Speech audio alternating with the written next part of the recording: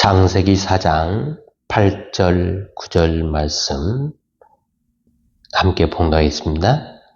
가인이 그의 아우 아벨에게 말하고 그들이 들에 있을 때에 가인이 그의 아우 아벨을 쳐 죽이니라. 여호와께서 가인에게 이르시되 내 아우 아벨이 어디 있느냐? 그가 이르되 내가 알지 못하나이다. 내가 내 아우를 지키는 자니까. 아멘. 우리는 나와 너의 관계를 인격적인 관계, 영적인 관계라고 이해했습니다. 나라고 하는 존재는 너를 떠나서는 어떠한 상황에서도 성립되지 않는다라고 하는 것을 알 수가 있습니다. 만일 마주하고 있는 상대인 너를 상실한 상태를 가리켜서 우리는 영의 죽음이라고 표현을 합니다. 영의 죽음은 너를 상실한 것을 이야기합니다. 내가 나를 닫은 상태, 즉 나를 폐쇄함으로써 상대인 너를 잃어버리게 되지요. 왜 우리는 너를 잃어버릴까요? 그 이유는 내가 상대를 향해서 마음을 닫았기 때문입니다. 마음을 닫는다는 것을 가리켜서 영이 죽었다라고 표현합니다. 죄라는 것을 말을 할 때 우리는 흔히 상대방에게 유해를 가한다거나 손해를 입혔다라고 하는데 이것이 아니고 죄라는 것은 내가 상대방을 향해서 문을 닫은 것을 말합니다. 문을 닫았다라고 하는 것은 문만 닫는 것이 아니고 상대방도 너가 사라지고 그것으로 보이기 시작하는 겁니다. 그리고 문을 닫은 내가 상대방을 보는 내가 동시에 나도 그것이 되어버리게 때문입니다. 내가 하나님을 향해서 문을 닫아버리면 닫은 나도 하나님을 잃어버리게 되지요.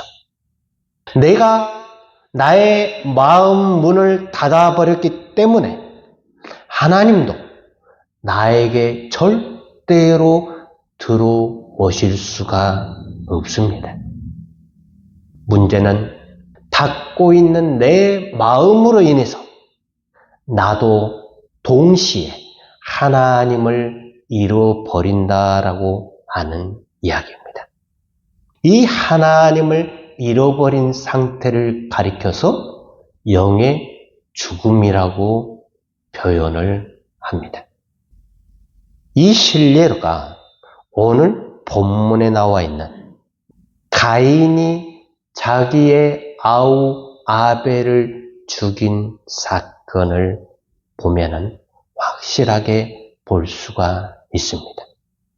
가인의 죄가 바로 영의 죽음, 하나님의 상실을 의미하고 있기 때문에 그렇습니다. 이 가인에게 있어서 동생인 아벨을 죽이고 난 다음에 이 가인의 행동 양식이 바로 영의 죽음을 의미하기 때문입니다.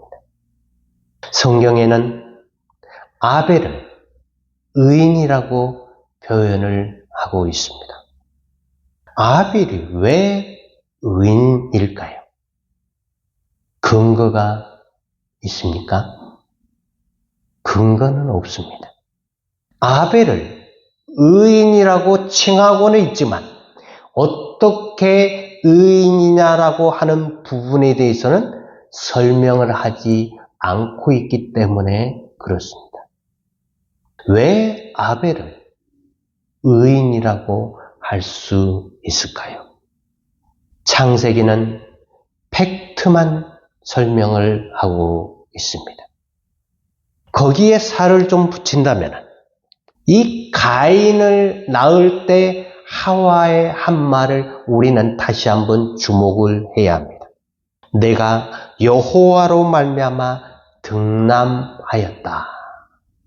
이 말은 하와에게 있어서는 엄청난 고통이었습니다.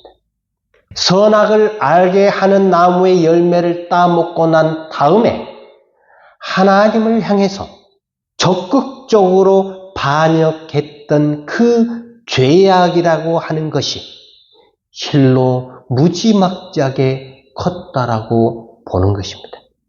성경에서는 그냥 가볍게 이들이 선악을 알게 하는 나무의 열매를 따 먹었다라고만 표현을 하고 있지만 거기에 대한 그 죄악에 대한 강박을 고스란히 고통으로 느끼면서 엄마인 하와가 느꼈던 그 고통을 첫째 아이인 가인에게 그대로 전수를 하게 된 것입니다. 가인에게는 엄마의 그 굉장한 괴로움, 고통, 아픔은 그대로 전수가 되었다. 어떻게 보면은 가인이 자기 엄마인 하와에게 받은 그 아픔, 이것이 자기 동생 아벨과의 관계에서 적나라하게 드러나지요. 두 번째 아들인 아벨을 낳을 때는 아무런 언급이 없습니다. 순산을 했다든지 아프다는 고통이 있었는지에 대한 것도 전혀 기록을 하고 있지는 않지요. 가인과 아벨이 성장을 해가면서 가인은 자기가 엄마로부터 받았던 그 아픔, 그로 인해서 동생을 동생으로 보지 못했다라고 하는 겁니다. 하나의 대적자로 봤다라고 할 수가 있지요. 동생은 하나님 앞에 제사를 드리면서 양을 잡아서 드렸지요. 자기는 곡식을 가지고 드렸습니다. 성경에는 이것을 자세하게 언급을 하고 있지 않습니다. 개혁주의 입장에서 볼 때 아벨의 제사는 짐승을 잡아서 바쳤기 때문에 피의 제사를 드렸기 때문에 이것이 예수 그리스도를 예표한다라고 보고 있는데 꼭 그것은 아닌 것 같습니다. 이들이 드린 제사는 처음 드리는 제사가 아니었을 것입니다. 이들이 한 번, 두 번이 아니고 계속해서 반복적으로 제사를 드렸을 것입니다. 그때 가인이 아벨을 주시하기 시작한 겁니다. 아벨이 드리는 그 제사, 가인은 그냥 아벨이 싫은 것입니다. 왜냐하면 고통 속에서 여호와를 찾았던 자기 엄마의 강력한 리비도가 처음으로 가인에게 전수가 됐잖아요. 이 전수를 받은 상태로 동생을 보니까 그냥 싫은 겁니다. 그리고 싫다라고 하는 그 말은 우리식으로 역겹다라고 하는 말이 아니고 그냥 죽이고 싶다라고 하는 심리를 표현하고 있습니다. 상대방에 대한 두려움과 겁남이 상대방을 죽이고 싶다라고 하는 말과 유사하다라고 심리학에서는 그렇게 말하고 있습니다. 사람이 얼떨결에 사람을 죽이는 경우에 그 내면에는 저 사람을 죽이고 싶어서 죽이는 경우도 있지만 본인이 저 사람으로 인해서 힘들어한다, 너무나 고통스럽다라고 하는, 그래서 저 사람을 보면은 내가 두려움을 느낀다라고 하는, 그래서 차라리 내가 저 사람을 없애버리고 내가 자유하고 싶다라고 하는 마음이 들어가 있다라고 심리학에서는 말하고 있는 것입니다. 그러니까 사람이 두려워하면은 그 두려움을 주는 상대방을 죽이게 되지. 아담과 하와의 리비도가 가인에게 전수가 되어가지고 아벨을 보니까 아벨이 하나님 앞에 제사 드리는 그 모습을 보면서 가인 두려움을 느낀 것입니다. 아벨과 그의 제물은 하나님이 받으셨으나 가인과 그의 제물은 받지 아니하셨다. 이로 인해서 가인이 몹시 분하여 안색이 변했다. 그래서 동생을 죽인 것입니다. 아벨이 하나님께 번제를 드리는 것이 가인에게는 그냥 싫기도 하고 두려운 것입니다. 가인이 아벨을 한 번, 두 번 그런 것도 아니고 굉장히 오랜 기간 동안 제사 드리는 모습을 봤다라고 봐야 합니다. 아벨을 죽이고 난 이후에 하나님께서 가인에게 내 아우 아벨이 어디 있느냐라고 묻고 계시잖아요. 그 말에 가인이 자기가 행한 일에 대해서 동문서답 같은 말을 하고 있지요. 내가 동생을 지키는 자입니까? 하나님은 내 아우 아벨이 어디 있느냐라고 물어보셨는데 가인은 내가 동생을 지키는 사람입니까? 이 말은 하나님이 너가 동생을 지켰느냐라고 묻지 않으셨다는 겁니다. 너의 동생이 어디 있느냐라고 물었는데 그 질문에 대한 답으로서 내가 동생을 지키는 사람입니까?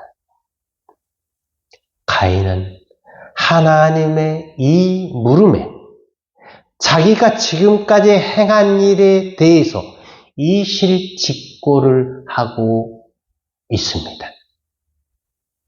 그 말은 오랜 기간 동안 동생을 지켜봤다라고 하는 증거입니다. 동생을 지킨다라고 하는 말 속에는 내가 동생을 받고 그 동생이 밉고 두렵고 겁이 나서 동생을 죽였다라는 말을 함유하고 있기 때문에 그렇습니다. 그런데 왜 성경은 아벨을 가리켜서 의인이라고 했느냐 하는 겁니다. 문제는 아벨의 생각입니다. 아벨은 형이 자기를 계속해서 지켜봤다라고 하는 것을 느꼈을 것입니다. 형이 자기를 지켜봤을 때 온한 눈으로 지켜보지는 않았겠지. 그럼에도 불구하고 아벨이 형을 의식하면서 하나님께 제사를 드렸다. 형의 행위가 나를 보는 것이 심상치 않다라고 하는 것을 알고 있음에도 불구하고 형이 째려보는 그 모습을 보면서 내가 하나님께 제사를 드리지 말아야 되느냐라고 고민스러웠을 것입니다. 그럼에도 불구하고 형의 그 눈초리를 받아가면서까지 그것을 의식하지 않고 하나님께 계속 제사를 드린 그 행위를 가리켜서 성경에서는 의롭다라고 보는 것 같습니다. 왜냐하면 예수가 그 제자들이나 자기를 따르는 수많은 사람들이 자기 자신을 곧 죽일 것이라는 것을 예수는 빤하게 알고 있었습니다. 돌을 가지고 떡으로 만들 수 있는 능력을 가지고 있는 분이고 천사들을 하늘에서 내려오게 하실 수 있는 그런 능력을 가진 분 같으면 죽음도 피할 길을 찾으셨겠지요. 그러나 예수는 그렇게 하지 않았습니다. 자기가 죽는다는 사실을 알고 있음에도 불구하고 하나님을 이야기하고 하나님 나라를 선포하고 사람들을 치유하고 사람들과 함께 했던 예수의 그러한 모습들. 어떻게 보면 아벨의 그러한 행동과 예수의 행동이 유사하기 때문에 성경에서는 아벨을 가리켜 의인이라고 본 것 같습니다. 그러나 가인의 이야기는 다르지요. 가인은 계속해서 동생을 째려봤고 동생을 지켜봤습니다. 지켜봤다라고 하는 말은 좋은 의미에서가 아니라 그냥 싫은 것입니다. 너무 두렵기도 하고 싫었던 것입니다. 저렇게 내가 째려보고 지켜보고 있는 가운데서도 여전히 하나님께 제사를 드리는 모습이 얼마나 겁이 났겠습니까? 결국 죽이고 싶다라고 하는 그 마음이 들 정도. 자기와 자기의 재물을 받지 아니하시는 그 하나님의 그 모습을 보면서 아벨을 죽이는 최초의 살인사건이 일어난 것입니다. 가인이 하나님을 향해서 마음을 닫아버리고 자기 동생 아벨을 향해서 마음을 닫아버리니까 가인의 영이 죽었던 것입니다. 가인이 사람을 자기 동생을 죽였기 때문에 정신이 죽은 게 아니고 이미 그의 영이 죽었기 때문에 자기의 동생을 죽인 것입니다. 그래서 심판이 있는 것입니다. 사람이 이런 영혼이기 때문에 이런 행동을 하게 되는 것입니다. 어떤 사람들은 말합니다. 이런 행동을 했기 때문에 그 영혼이 이렇게 되었다라고 말을 하는데 전혀 그렇지 않습니다. 죄를 지어서 죄인이 아니고 죄인이기 때문에 죄를 지은 것입니다. 상대방이 이런 행동을 하는 것은 원래 이런 영혼이기 때문에 이런 행동을 하는 것입니다. 영혼이 죽었기 때문에 동생을 죽인 것이죠. 내 영혼이 죽어있는 상태에서 상대방을 향해서 사랑으로 다가갈 수가 없습니다.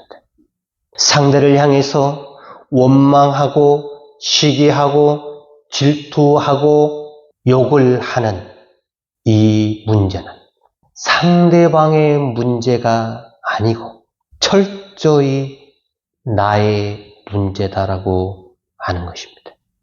사람이 사람을 죽인다라고 하는 것은 스토리가 없으면 절대로 불가능합니다.